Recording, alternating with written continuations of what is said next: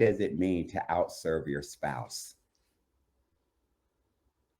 So I told her this earlier because I just did my OutServed challenge yesterday, And it's a and,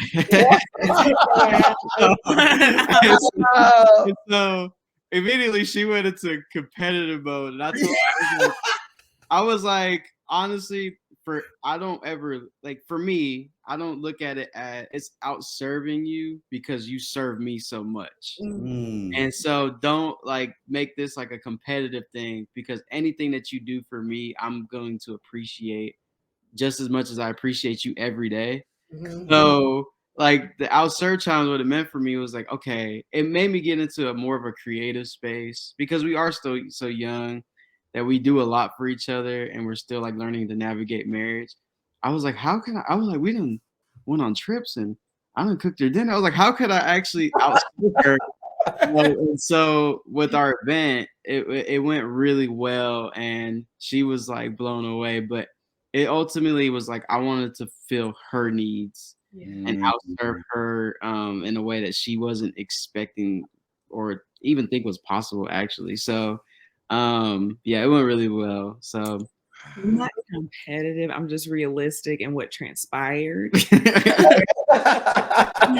I'm like, oh, so next weekend, like I was like, when we present, just let me go first. I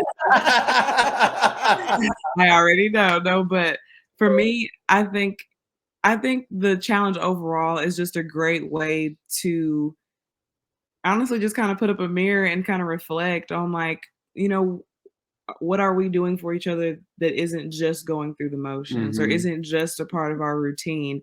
And I feel like for me, that's the thing that the OutServe challenge like had me thinking about the most and had me really like honing in on was like you said, we do a lot for each other on a day-to-day basis, but what of those things, what things become routine as opposed to things that are more so like above and beyond the norm.